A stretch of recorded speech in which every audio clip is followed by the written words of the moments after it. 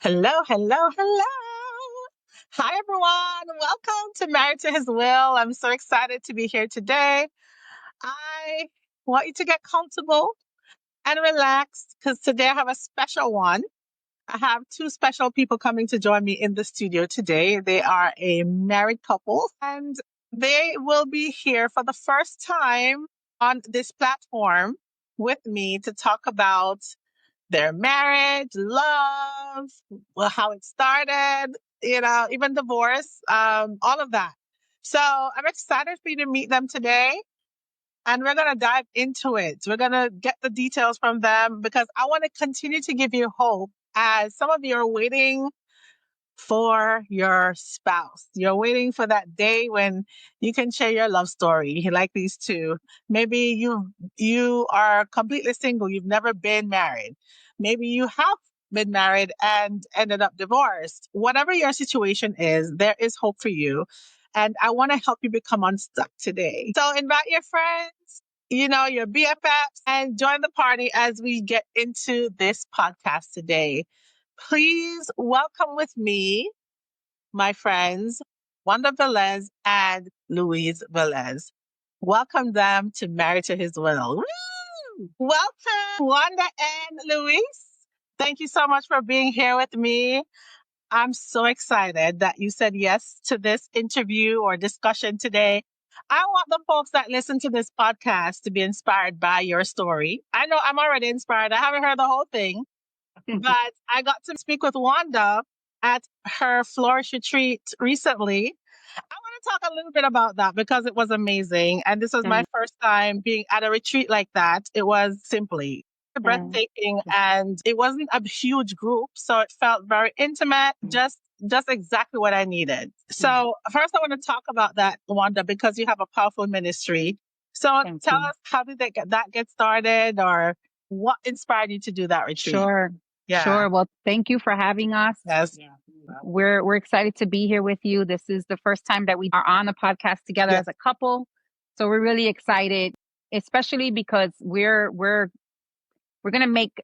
celebrate 20 years of marriage on the 12th of November. And so this is a great way to have a conversation and share some of our story, but to also assess, where we are in our marriage and in our relationship. And so Flourish was a dream, a vision that the Lord gave me many, many years ago. And because of where I was at in my life professionally, my time was committed to what the Lord was calling me to do in that season. And when all of that shifted in 2023, I was finishing up my dissertation work and on women's deferred dreams. And I realized that I had a few of my own deferred dreams. And one being this retreat that at the time I didn't have a name for it. And so for that first year of my transition in my professional life, I started to pray and ask the Lord, is it time for me to launch this retreat? A year later, he gave me the name of the retreat. And, since then, obviously you've attended the retreat, and a lot of it was to create a safe space for women. Yeah. And you said it earlier, it was an intimate space. As Christians, we've attended, I'm sure, a lot of conferences, a lot of women's events, and they're largely attended. But for me, I wanted something really small, intimate, beautiful, something that would really connect the women to together in community, a space where, having a private chef was really part of the vision too, where your meals were prepared for you. Yeah. Everything that you needed to consume, to nurture you was there, food, ambiance, all of it. And so I'm just grateful that we got to do it and you got to be part of the first group, or the first cohort. And, now we'll continue. So I'm about to launch the date for the next one in the spring. Okay. Yeah. Yeah, very exciting. So we're not going to talk much more about that, but I'm just so excited. I had to talk about it because it was amazing. It was beautiful. And I want the women who listen to this podcast to know there are women out here doing something for you to create a safe space for you. And as a therapist, as this is my profession, as a counselor, it was a good space for me to deal with my soul, right? And instead of me always pouring out to others. So thank you for creating that space. And I was so happy when you said Luis was going to join you today, that you don't come alone, but it's a package. So before we dive into your story, I'm going to say a prayer because I really do want this to be impacting to those who are listening. So there are people that are stuck, whether they're in a bad relationship or came out of one or have been single forever. This is an episode that I know will inspire them through your story. So, Father, I just thank you so much for this opportunity to be with Luis and Wanda. Thank you so much that they have said yes to this discussion today. Thank you for the words that will come out of their mouth to empower, and that their story will be released to those who need to hear it. Thank you for those who will overcome by this testimony today. Let your name be glorified on this platform. In Jesus' name, amen. Amen. Amen. All right. So I'm ready for you. So, how did I meet you guys? I met you guys through my pastors, Rowan and Suzanne, that family. So I want Luis, how did you meet Ro? Because I can't remember the whole story, but how did you meet the Thompsons? Well, I met Ro in Nyack College, the Rockland College, campus. I yeah. was working for the Office of Spiritual Formation, and I believe Rohan was working on his master's degree at the seminary, and he was an intern. And I got to meet him through that. And from there, we teamed up and did a couple of what's called spiritual formation retreats on campus. Okay. So we held some groups together in reference to that. And we just clicked. Number one, I'm from New York City. He's from the Bronx. So that was that was a an quick, immediate. Yeah, the Bronx. We were talking a lot about the Bronx at the retreat. the boogie down Bronx. Okay, that's where I'm from. So, well, after Jamaica. But yeah, so happy to have you, Luis. All right, so I'm going to ask you some questions that I'm excited to dive in here. So I'm going to talk about a little bit about life before the relationship, not too much, but can you each share just a little bit about your life before you met? What season were you in emotionally and spiritually? Oh, yeah, if you could think about that. Was I you want to go first? You first or me first? I'll go first. Okay. At that time, my life consists of New York City. New York. I'm working in New York City. I'm attending church in New York City. I'm doing ministry in New York City. At 17 years of age, I was introduced to church. Okay. In the sense of what my relationship has become now. I always grew up in the faith, Catholic faith. Okay. I started attending a church at 17, the same small church that I've been in since. So from that, they introduced me to ministry. They introduced me to community service initiatives and things of that nature. So I was working at a youth center. It was actually a community center. We did more than just work with the youth. So I was doing that, but then I was also taking classes, college courses at the Nyack College had a Manhattan campus. Okay. And it was really geared towards older students, really adults that worked in the daytime and wanted to take classes at night. So I was doing that. So that was pretty much my life. And then, of course, I'm doing ministry with the church. Okay. All right. So if I have to say spiritually where I was at, I would say I was in a good place spiritually and emotionally, because I was pretty much doing the things that I knew in my heart God called me to do. And those were the things that that gave me life. Right. Okay. And so at any point where I guess you were very single before you met her? If I was very single? That's an interesting. Wait, but you very single. But you were in Rockland. So, yes.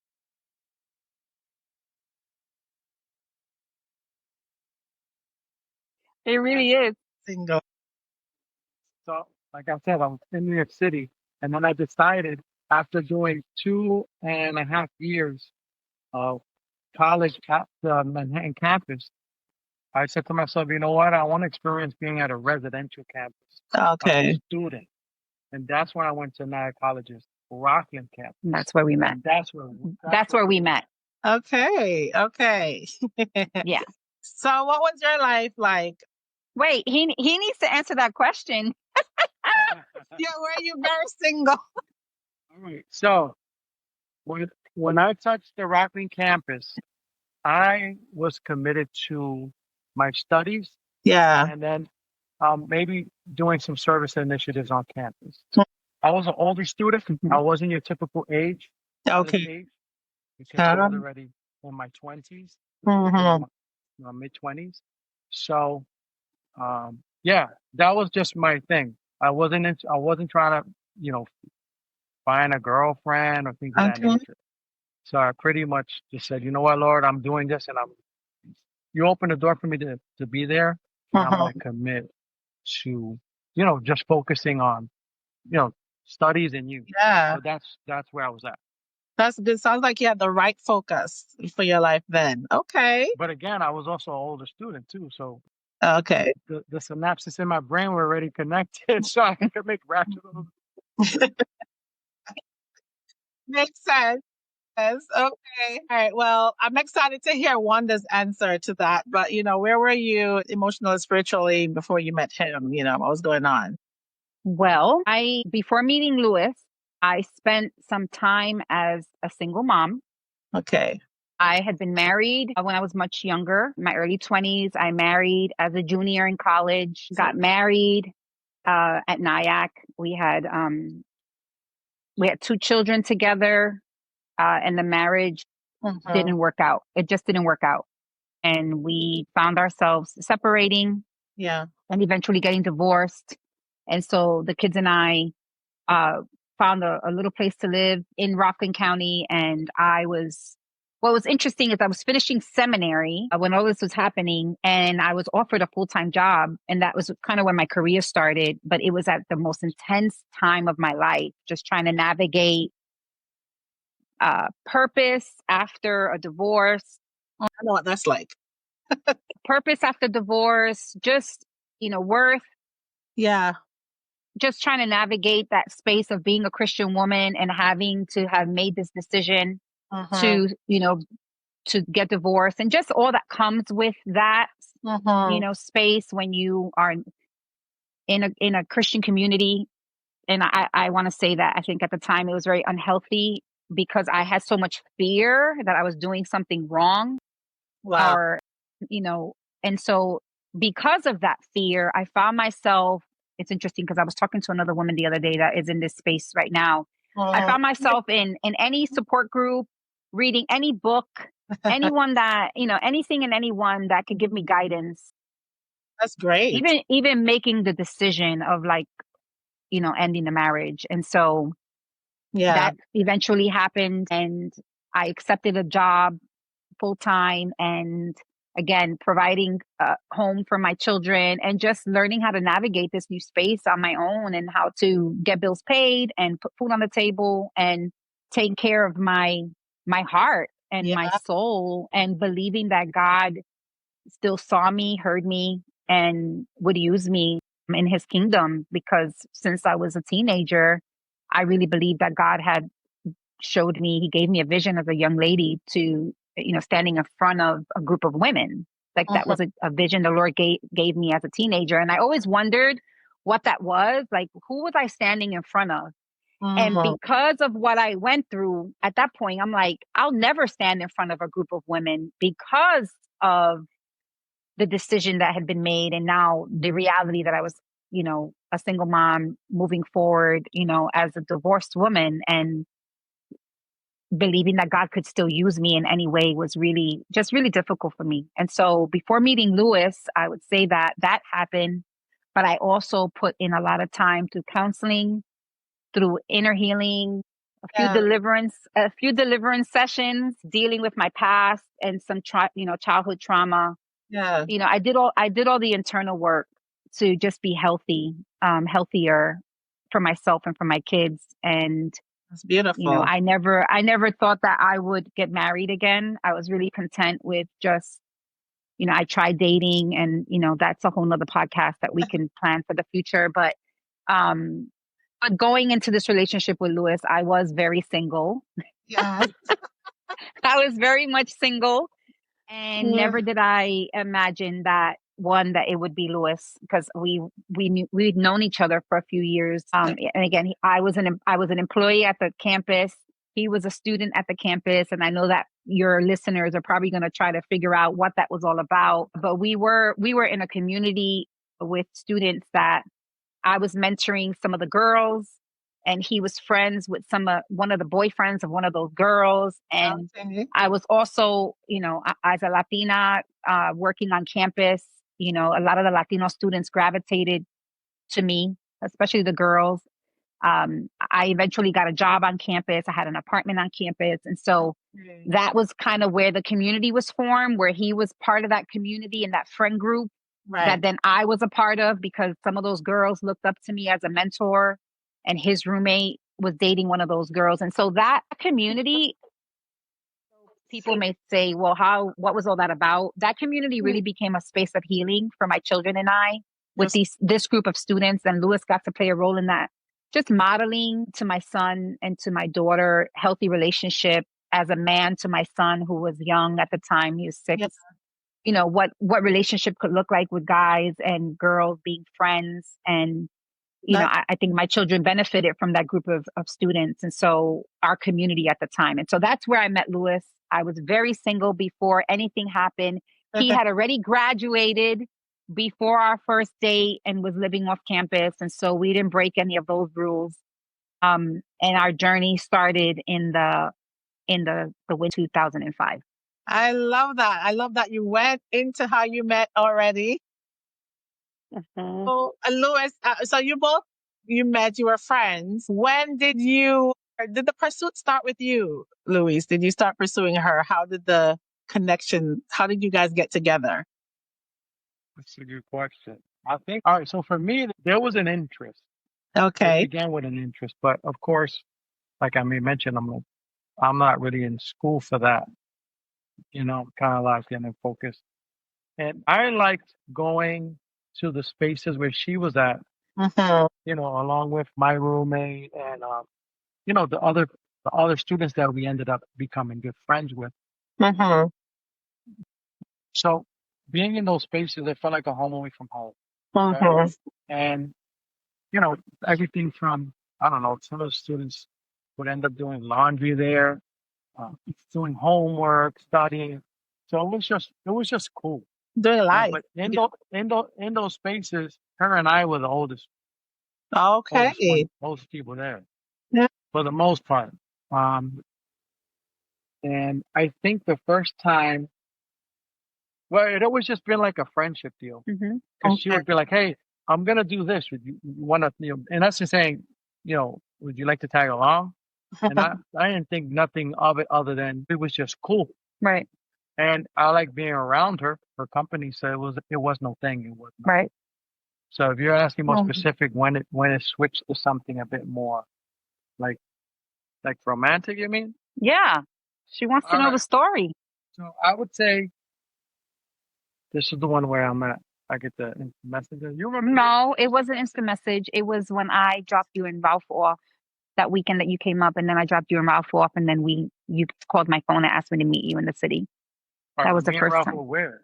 You were in Rockland. Do you remember our first date? Yeah, of course. Okay, that's when it started. You know, you gotta keep this. Wanda. This is so good. This is our life. You gotta This is keep us it up. all the time. So, all right. So, and you just hearing that, you kind of got the impression, just like I did, it was an interest other than friendship. Yes. That's what I kind of felt. So me, sensing that she was interested, and I like I enjoyed her company, but then there was also, on my end, an attraction. I was like, yeah, let's see if maybe there's something possibly more than just friends that can happen. Yeah. Okay. So you knew there was a possibility. So the date was happening. So you guys kind of just said, let's meet, but it wasn't, how did you say it was a date? Like, how did it become a date? It became a date because it was exclusive to just her and I. Mm-hmm. Okay. No, and he called me. He called me and asked if I would be interested in meeting him. I think that was, for me, I was attracted to Luis. I felt like it started way before that for me, and I don't want to over spiritualize it, but I did have a dream with Luis. I did have a dream with Luis, and it was weird, and I didn't reveal to him. Right. And because, kind of growing up or, coming up in church circles, like that was kind of like a rule. You never tell the guy you like No. that you had a dream with him, because then all of a sudden it's like, did God give you that dream? Right. And Right. so I'm an adult. I've experienced life now. I have 2 children. I've navigated my faith at this point. I'm in my 30s, and I'm like, I am not going to tell this guy that I had a dream with him. But I did. I It's did have a not dream. to tell. Yeah. Exactly. And so I just kind of held on. I just would keep it to myself and kind of thought about, wow, like, what was this about? And in the dream, we were together. Wow. And it was just kind of weird for me to even imagine, honestly. And because he had spent so much time around the group, and there were times that he would jump in the car with me if I was going to run an errand, or if I needed to do something with the kids. Yeah. And that was, again, he was a safe person for my kids, and that was wonderful. But they, that the entire group was safe. All of the guys and the girls that were kind of in our community then. And so to have this dream and then to be around him, it was like, whoa, what's going on here? Wow. Right. And so that particular weekend that we ended up going on our first date, he called my phone and he asked me to meet him in the city. Yeah. First of all, he asked if I would meet him in the city. And it was like, now you want to know if I would meet you. Well, now, of course, I'm going to say yes. And I'm going to come down to the Lower East Side per your request. And I'm going to come. And I met him in the city and picked him up. And we ended up going out to dinner and having dessert. We went to dinner at one restaurant, dessert, another space. And we ended up just talking all night until the sun came up on the east side of Manhattan. Honestly, we were down by Battery Park, and we were in the cold, and we watched the sun come up. I actually have pictures of that day. We watched the sun come up, and that was the first time, well, maybe the second time that we had long conversation. Yeah. It was the second time, just about life and love and relationships. And he had seen me already for years with my kids as a single parent, and I knew that if there was going to be a point of tension in this relationship, it would be that as a fact. Like for him as a young single man, we are 7 years apart. Here's this guy. I'm attracted to him. I've had a dream with him. And the Lord also showed me in this dream that he was called to be a pastor. That was another part of the dream. And so knowing at that point he wasn't operating in that space. Yeah. Sometimes it doesn't look he was like called, what it's telling us. Yeah. It just wasn't time. And so I knew that if there was going to be any, again, point of tension in the relationship, if we ended up dating, it was going to be the reality that I was divorced and I had 2 children, and that we immediately, if we dated, he would become, a father figure to my children. Yeah, that's so important. And that would happen very quickly, right? And it was a couple of dates later that he said to me, if we ever dated, we would date to get married. Yeah. And if we got married, I want you to know that then I would become the head of your household. Okay. And I would parent your children. I would parent your children with you. Yeah. Not, that we would do it together. And I remember looking at him. I remember specifically we were in the city, in the South Street Seaport. And I remember looking at him and thinking, this is now he's saying this to me as, very, as a matter of fact, like this is what will happen. And I remember like kind of looking at him and kind of agreeing, but in my spirit, in my heart, I'm like, yes, Lord, like I would love to have, this man come into our lives and be the head of our home. I would love to have a covering like the one that Luis would provide, just knowing the character, how he lived his life, who he was, how he loved God. Yeah. Just how he carried himself. I'm like, this is a man who loves God and is after God's own heart. And so Yeah. this would be amazing, like too good to be true kind of feeling. And Yeah. so, yeah, so I knew all those things. But again, I knew that if that was to be true, immediately he would become a Wow. father figure to these two kids. Would he sign up for that? Yeah, I'm definitely curious about the timelines. You were saying maybe around 2005 was when you guys went on your first date. Mm-hmm. So, how long were you Yeah, friends it was before that? 2005 that we went on our first date. January of 2005. What relationship are you in? All January right, of 2005. I touched that campus in Our 2002, and Huh. we were friends. and so that's when I got to meet her. Wow, Right. So I would that's a long say, time that you were friends. yeah, I guess, 2005. Yeah, yeah, Because we got married in remember. November. yeah, So you were because I friends for a long time, graduated and then in 2004. 2006 you got married. No. I The graduated same in 2005. 2004. Yeah, he graduated in 2004. We started our relationship in 2005. We got married November of 2005. We got married pretty quickly. Yeah, I guess when Yeah. you know, you know. You know. I But wonder that's the how thing. your previous experiences kind of shaped or prepared you for this relationship. You know. How, Well, well, Girl. all right. So number one, for me, I was engaged before. yeah. That engagement was, what is it? The individual I was engaged to, she called off the whole thing. Oh, Okay. So I experienced that. yeah. Sure, that And came with some then, rejection. right. Mm-hmm. Oh yeah. So then that left me in a place where it's like, you know what? I went through, through the whole going and buy a ring, present a ring and all that Yeah. stuff, and someone saying yes. And then maybe 3 months before, it was like, the day it was like, hey, listen, this is something I don't think that I want to Wow. pursue. So Wow. that just left me in a space where it's like, okay, no problem. But Uh-huh. now I'm not going to be as easy to repeat that process again. Mhm. Okay. Um, so after that, being in a relationship where, those that didn't wish to, commit in the sense of marriage Yeah. and just was very vocal about that, Mhm. to me, I didn't see, um, a purpose in being with someone then and Wow. dating, this woman that was not interested in Yeah. Like a waste of marriage for the time. future. Mhm. You Right. get what I'm saying? Yeah. So then I kind of experience one thing and then experience another. So now when I'm on this campus and I meet her, and again, I guess that also gave me fuel in the sense of, I'm not trying to be here dating, you know, like some of these other students that were out there dating on campus. That Yeah. wasn't what I was that wasn't what I was interested in. Between that and then also I took so even today, I Yeah. take my relationship with the Lord serious. Again, Absolutely. I didn't grow up that way.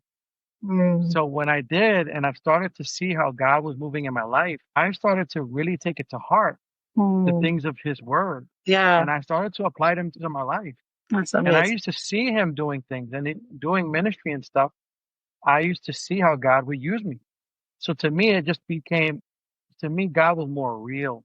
And Wow. so if he can use me in those things, then I can give him my heart and say, listen, Lord, this is what I wish for my future in reference to a woman that I want to, to marry and have a family with. And I just left it to him. So Yeah. I wholeheartedly try my very best on my end to stick to that. And of course, he'll do his part. And that was that. Yeah. So even though she was before me, and I can see that there were certain things about her that I was like, this could be the one Yeah. that God is literally saying, no, this is what I prepared for you.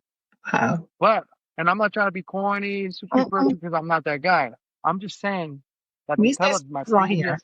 because of my previous experiences, those were the things I was wrestling with. Right. Now let's go down to the practical things. A lot Mhm. of individuals, they're single and they have a checklist of who the person that they want to spend the rest of their life. Yeah. All right. So an ideal checklist would be not someone who's divorced and not someone who has children. Right. That's obvious, right? Yeah. So when it became that part of it, I was like, you know what? This is a package deal because I'm not just coming. I'm just not entering Yeah. into being a husband. I Mhm. need to enter being a father. But Yeah. I would say this too. I, grew up with a stepdad. Mhm. My stepdad, he modeled for me certain things that I carry with me to this day. Okay. Okay. And so when I was working in that community center, and again, we did a lot of initiatives for youth.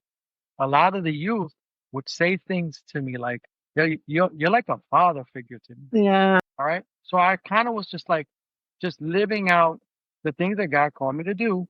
And in return, I can see how certain people would just be so receptive and they would just be Wow. like, they would affirm certain things in you. God is So preparing between, you for sure. absolutely. So Yeah. between that and me being an individual that, you know, I'm, how can I say this? I'm a confident man. Mhm. You get what I'm saying? So it ain't no thing for me to pursue someone who's 7 years older than me, someone who had a pretty good career, because to me, someone who worked for a college, that was a profession. Sure. She she's her own boss, she makes her own money. Yeah. That'll that'll make me feel some type of way. Okay. Was divorced and she had two You weren't children. intimidated by a strong That woman. wasn't gonna shrink me down No, not to at who all. I am. You get it? But now there was non-negotiables coming in. Number one, if we can't be parents as a family, as one unit, then this is not going to happen. Yeah. You get what I'm saying? Yeah, So absolutely. that's how there were just certain things that were non-negotiable. Yeah. Number one, she had to be a woman of faith, which she was. That's Mhm. so important. She had to love the things of the Lord. Mhm. And she did. And she displayed that many times over as I used to just watch her Yeah. and her interactions with students, and Yeah. of course listening to certain things that, um, ministry wise that she's done off and on in the city. So I saw her heart, and th- I'm going to say this one more thing. I had an older gentleman that I kind of looked up to for advice, like Mhm. fatherly advice. Yeah.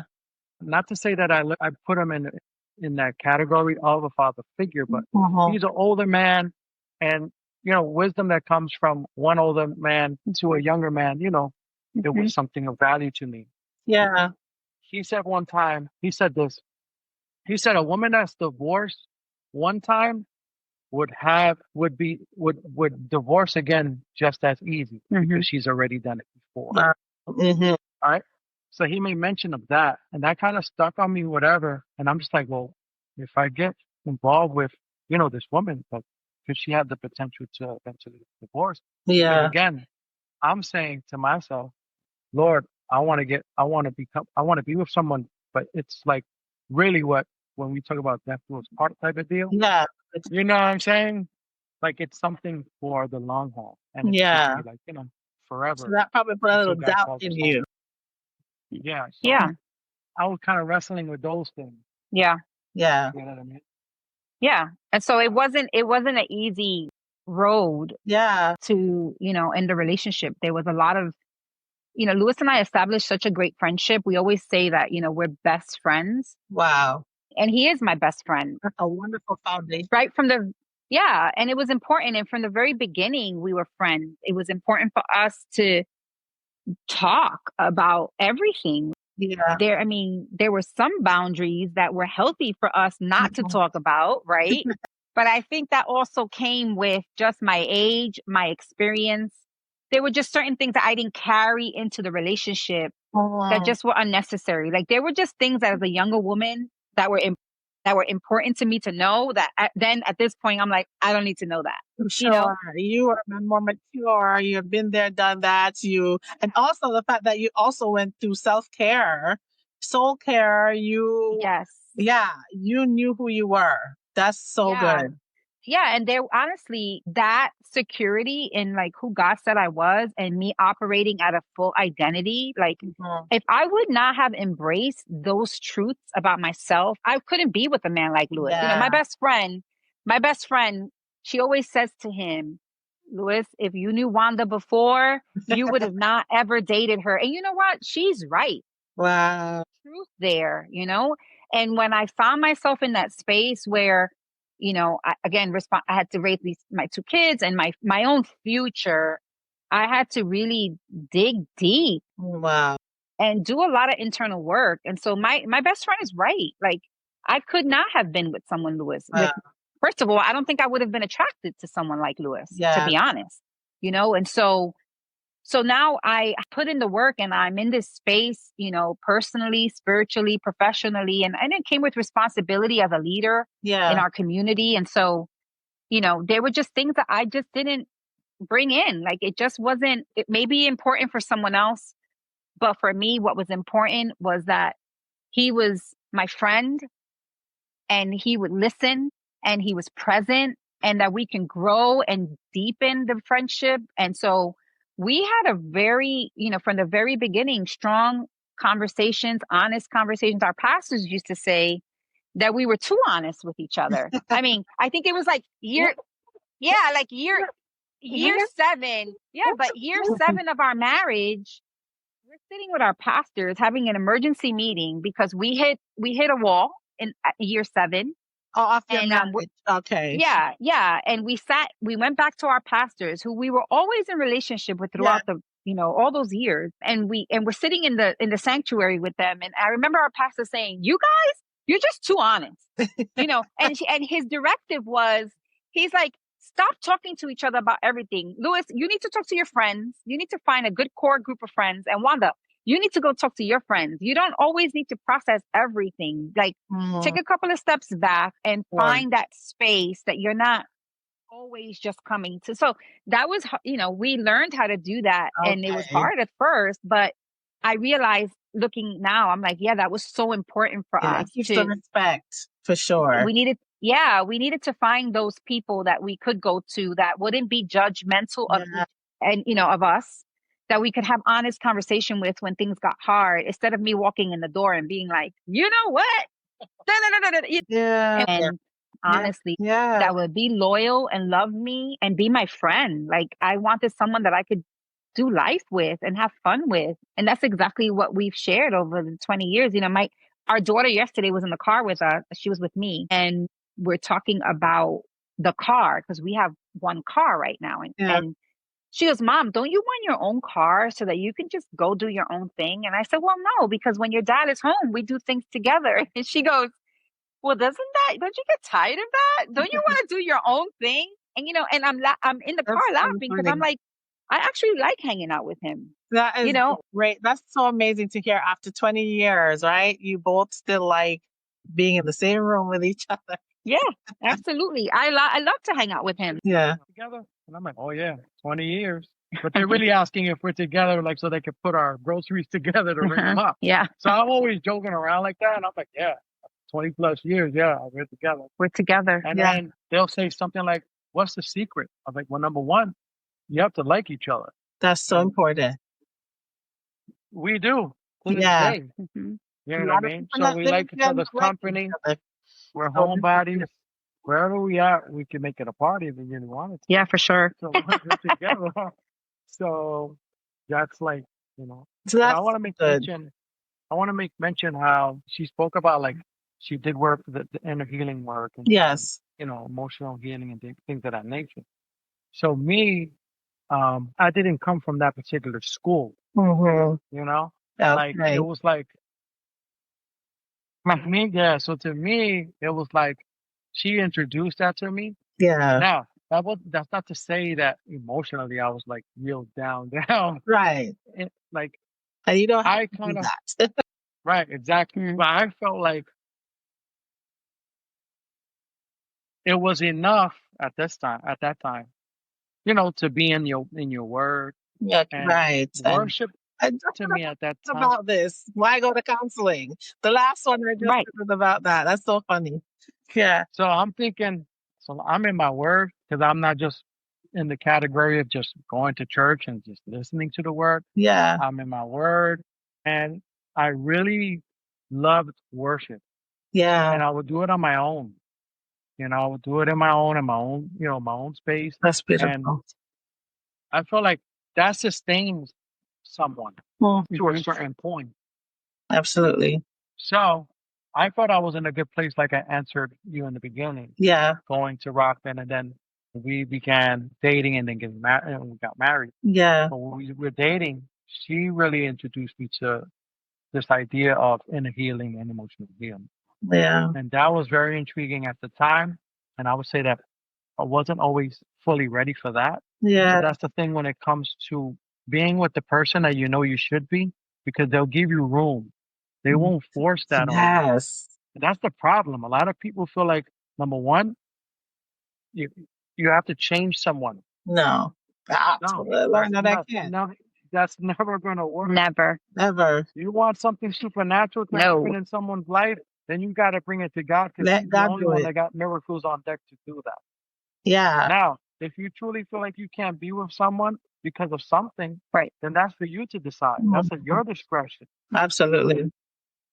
Yeah. Individuals get together and then all of a sudden they're upset about something that that person already had with them Right. going into this marriage. Right. Yeah. So I knew that there was grace, but then that she would extend grace in that sense of me not being exactly where she was at in the inner healing piece, but I was also I thought I could entrust my heart with hers because she entrusted to me. She entrusted me with certain parts of herself that Mm. she did not reveal to anyone Wow. Yeah, in that's reference how you know. to Yeah. certain inner healing things that she had going on and Yeah. that she had experienced and she expressed those to me and I was like, oh wow, like Yeah. that's that's deep, that's some Yeah.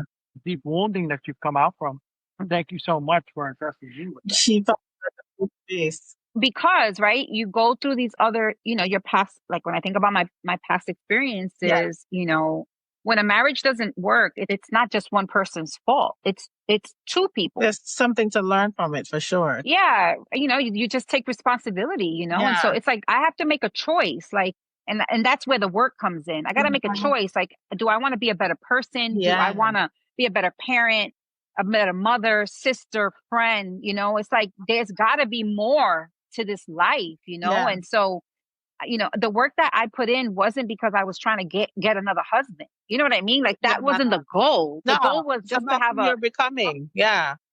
to become and to have a life that was filled with purpose. Yes. And so and finally when I was able to see, like, oh no, wait, like I remember being coming out of a meeting with my spiritual director and him telling me, you need to stop asking for the same thing. You keep asking God for the same thing when he's already given it to you. Wow. You've been free from the things that you keep saying keeping you Bound. in bondage. And he's like, and he said, and I'm not going to pray through this with you anymore. Like, get it together. Basically, it was like, get it together, go to your office, figure it out. I'm done. Like, we're not doing this anymore, And I remember walking back to my office and being like, dang, like that guy. And by the way, a younger man, he was actually he wasn't a student, but he used to be a student. He was on staff at this point, but at least 10 years younger than me. Okay. And I'm like, this guy telling me what to go do. Like, old Wanda would have, had something else to say to him. But I'm like, I took it, I received it. I struggled as I was walking back to my office. But I remember going into the office, closing my door and laying on the floor. Wow. And I was weeping Well, because I too was tired of like, Lord, if I have to release something, then help me release it so that I could be free from this, because I want to have and I want to live out what other people are saying I have. Like, I want to feel that for myself. And I remember laying on the floor praying and crying. And all of a sudden I felt like I was underwater. Wow. I felt like I was underwater. And I don't swim. Actually, I have fearful of water, deep water. But I'm on the floor and I feel like I'm underwater. Oh. But because of the fear, I pop up quickly, like almost gasping. And in that moment, I felt a shift. Wow. In that moment, I felt something Like lift off of me. Or what? Yeah. Wow. Yeah. Amazing. It was so powerful. And I can hear this gentleman's voice in my head, like, it's time for you to figure this out. Like, get it together. Like, just like the Lord's done this already. you're free of this, you know? And I did. And exactly that. I snapped out of it, you know? Yeah, literally. That's And amazing. those are the experiences that then you take into, like for me, I took into other spaces, like Mhm. whatever and however I would encounter other things. And in the relationship with Lewis, I had to, if I wanted to be with this man and we were going to have a fulfilling marriage and raise children, I couldn't go back and forth doubting myself. Right. Like I couldn't go back and be insecure about things that I knew God freed me from. Yeah. Yeah. Sometimes the enemy wants to bring back, to make you feel like you're back there, but you've moved Yeah. so much further along. I love that you got up out of it and walked into that power and now became decisive. Yes. Yes. Sometimes about just making a decision by faith. You guys have answered a lot of questions I was going to ask as you told your story, like just the role of faith as the role of faith and counseling. Sounded like you guys even had accountability with other people. Oh yeah. Yeah, because he talks about that 7 year itch that I've heard a lot Yeah. about. The thing that happened at 7 years during the marriage. So you went to pastors who helped you kind of reset or get yourselves together. And we were also in a small group with other couples that were married longer than us. Yeah. And we stayed in that small group for like the first 7, 8 years that we were married. And so we were the youngest married couple in the group. Mm-hmm. Everyone else, we would spend Sundays with our families. It was a family group where the kids all kind of hung out in the basement of the house, and we did small group together. And so they were our community for the first 8 years. When we celebrated our 10th anniversary, we renewed our vows. Oh, And we ended up having our renewal in the same church that we got married in with the same pastors. But those couples, we asked them to stand in the aisle as we walked down the aisle to renew our vows. They stood almost like a bridal party, but unofficially. But I wanted them to stand there because honestly, they were they were the tall pillars in our lives as couples. They modeled marriages that were hard, yeah. but they were honest about the hardship. And in our small groups, they talked about not liking each other all the time Yeah. That's and wrestling with finances and wrestling with intimacy. And I remember us sitting there like newly married with these people. It's like, this is what we have to look forward to. But 10 years it's in, so those healthy to couples were do there that. for us. Yeah. They were there for us. And we renewed our vows after 10 years. And it was beautiful to have that community. It's so important. It's so Yeah. important. But so how do you guys after 20 years keep your connection fresh? How do you keep it? Honest talk.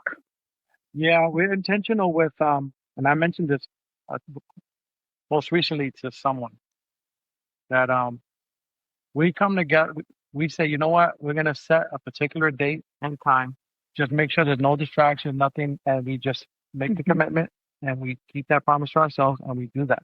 That's And awesome. I look at it almost like like an annual review. Yeah. You know what I'm saying? So You're kind important. of Yes. going over what worked, what didn't, going into the next, That's like how year you or run a whatever. business. Yeah. Exactly. Yeah. Yeah. So It's important. like marriage, you got to show up to work. Yeah. Like So it's it in takes pride. work. Yes. I always say that it takes work to be married. You got to show up. It's not love. Yeah. I'm not, you know, I love th- it's a decision to every day. Yeah, you're gonna stay yeah, committed and be in it. Just like the thing you're building, your business that you're building, you want the vision to continue to be in front of you. So you revisit that and you talk about how it's working, how it's not working, I exactly. think that's amazing. That's beautiful. I know we have a little time. So I want to ask you, what advice would you give to someone first? Because you both have experienced some form of rejection or left other relationships. So the first question is, what advice would you give to someone afraid to love again after divorce or after having had a serious relationship? How do they start over? How do they love again? I don't mind going first as he's thinking Yeah. about it. I think for me, it's taking responsibility for what didn't work, Mm, what didn't happen. I think that's the first thing. You got to own what you need to own. yeah. Um, and you got to forgive Yeah. so you can move on, right? Because what is it that we learn? Like forgiveness is for you, not Yeah. for them. right? And so I think forgiveness and then whatever recovery work, right? Because we talk about God's redeeming power, Yeah. how he redeems, every part of our story. And so relinquishing control and sharing that story, Yes. like just relinquishing control and releasing that story, because there's power in story.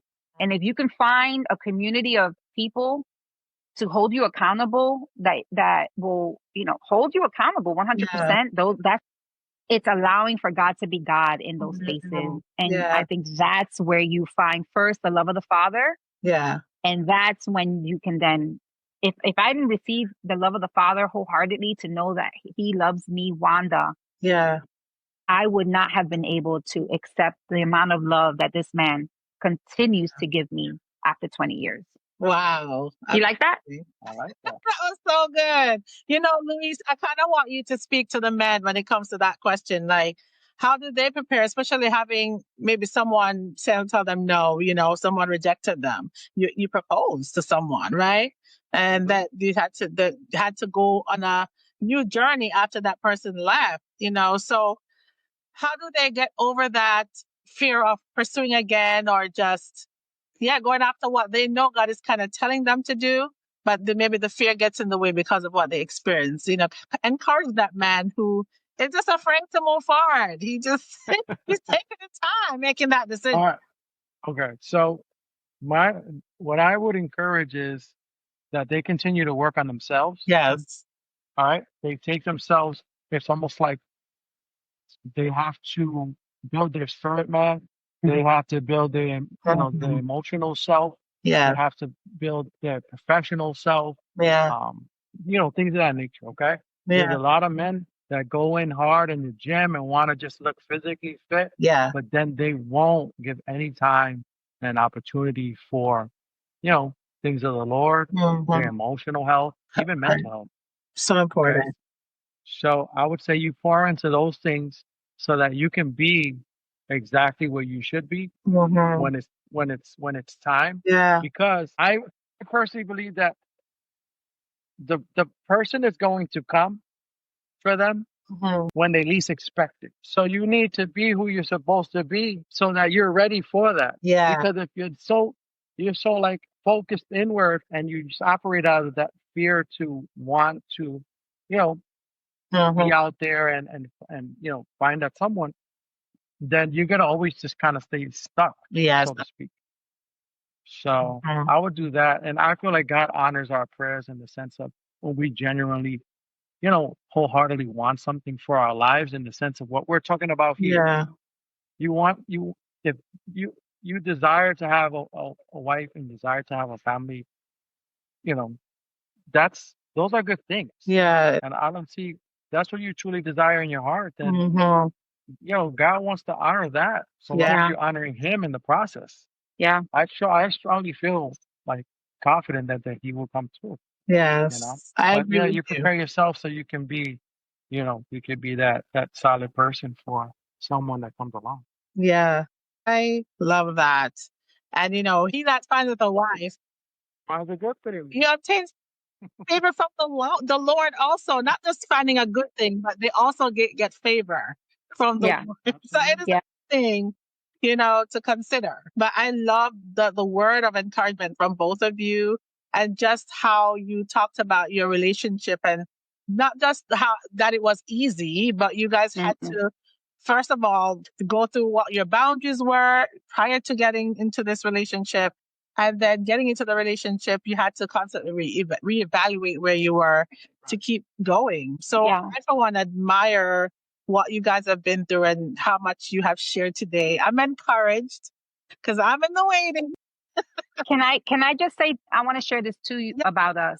We set guidelines in our relationship from the very beginning. We don't like to call them rules. Okay. But they're just guidelines that we follow. There were just certain things that they were non-negotiables, And so, and to this day, we follow those guidelines. And so I would encourage, to set those. And I think that helps, again, helps set boundaries in the relationship. And it's just been so good for us as we're doing this. Yeah.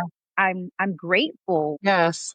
Because we have had hard times. And but I'm so grateful for the ways in which God has showed up for us and our family. Lewis and I, we are looking forward to becoming empty nesters, Wow, that's after. and it's not going to happen really soon because we still have a 15-year-old, but we look forward to that because we've never been alone. Wow.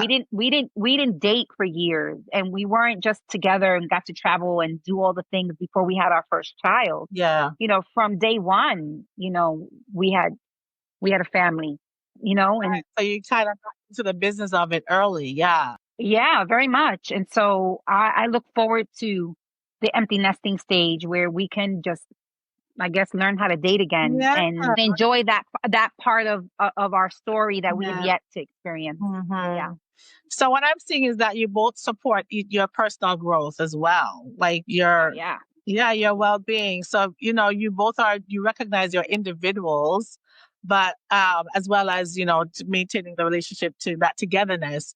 So quickly, I know. How do you support each other's health and well-being, or personal growth rather? Because that's so important. It comes out of me naturally. Okay. That's just one of my strengths. If you do an assessment called Strengths Finder, all of my strengths, most of them are really about influence and relationships and growth. And so that just natural. I can't talk to someone without saying, "Oh, I think you should." Oh, I see the potential. Like I see the potential in people very naturally. And so I think for Lewis, it's just always been that, and he knew that before he got to experience that just being in my Yeah. house He said and in community. Yeah. Yeah. Yeah. And so I've always cheered him on, but I got to say, Lewis has always cheered me on. Wow. And in everything that I have accomplished in my career. And, when we talked about flourish in the beginning of this session, he's been cheering that on for years, just kind of waiting for me to do it, and so it was, the day of, and I think I shared this with you guys, the day that as I was driving to the retreat, he sent me a beautiful text about how my worlds were coming together, and that word really helped launch me into that weekend from my husband just supporting me in that space. And so I've been his number one fan. Sometimes it's not been easy for him to accept the way that I show up. Yeah. Yeah, like at the same time, because I see so much potential in him. So I've learned how to pull back a little with him to give him space because he did get ordained eventually and he became a pastor and I knew all these things, but I had to learn in that to take my hand off of him as well, because the hand that guides him is the Father's hand. And even though the Father's given me eyes to see and I have strong discernment, I had to learn with him, like, all right, Lord, I'm going to take my hand and I'm going to let you guide him and learn how to do that too and still support him. Yes. But I'm his number one fan for sure. And he's been mine. Well, I've always been like the type, well, she would make suggestions, right? And I'm like, okay, I'm not the one that's just going to do it because my wife told me. Yeah. So it's like, all right, I hear you. Such a man. I get it. I need to do go to therapy. This. And what's crazy is, she pushed me to get a master's degree. Wow. So my master's is in marriage and family therapy. Oh my God. So in that, we would have to go to therapy and do that. You have to show proof that you can't be a therapist without going to therapy. Right. So gotta experience it. But again, it took me 7 years to finish that degree. So, work, full-time family and then working and stuff like that, trying to manage all that. I just love that. She would always encourage me to, why don't you read this book and consider this or that. That's that. good. But she's more of a reader than I am. Okay. I mean, I do a lot of reading now in my current profession, but she can read a book. She can read a book in 2 days. Me, I'm like still stuck in chapter 1. You know what I'm saying? So, but I've just learned that I take it in and I do self-inventory for myself, and I'm like, you know what, she's right. But I'm like, and then I'm just trying to figure out timing and God, like, why I'm stuck here. And she kind of like puts me in the direction, and now I'm wrestling with God about it. Yeah, And I get that. I appreciate that. But we kind of know each other's rhythm in that sense. Yeah. Yeah. So it's not offensive as it was like In the beginning. sometimes in the beginning. It's Yeah. like, oh man, you like judging me or da da da. Right. No. You were learning each other. You Yeah. understand what I'm saying? Yeah. So I wouldn't say we're on autopilot because Mhm. there's no couple that's on autopilot. No, Right. you should still be learning. Exactly, because if you're not learning, then you're not growing. Yeah. And we evolved. We've evolved into two different people. Yeah. Like we're not the whole thing. I'm never going to change him, but we change. Right. You influence each other. Right. Because individually we We desire change. we did. Yeah. Yes. That's the thing. So I think that part I've learned now so many years later. I love that we continue to evolve into who God calls us to be in the Yeah. seasons that we get to live out. And so, because then it's another part of him that I'm attracted to. It's another part of him that I'm going to be challenged with. It's another, and vice versa. Yeah. Like where we are today as we have this conversation with you is nowhere one that we ever imagined. Yeah. Where we are, where we live, what we get to do, what we're called to. But we're learning it, right? And so that there's a what's that called? Not a curiosity, but there's a wonder about it. Yeah. That I really am learning to enjoy and walk in. That's beautiful. Thank you both so much. I'm so aware of your time, and so I don't want to keep you too long, but I'm just so grateful. Thank you for having us. I mean, I could stay here talking to you guys about so many other things when it comes to marriage and how you guys do it. But I think you guys have shared so much meat, and I think it's going to be very effective in blessing someone else. And I, for one, I'm blessed by your story. Thank you for having us. Thank you guys so much again. I appreciate it. Thank And you. with that, everyone, say goodbye to these beautiful people. God bless. Wow, guys, that was a great time with Wanda and Luis. I felt like they had so much to share, so much to give out of their 20-year marriage. And one thing I've learned is how much they build a foundation of friendship that would later prove to be the thing that would keep their marriage afloat. But at some point along the way, they realize, okay, there's still boundaries we need to keep here. So we don't lose maybe the integrity of our relationship or the respect. So along the way, they had to do the work. They had to do the work to maintain the beautiful connection that they have.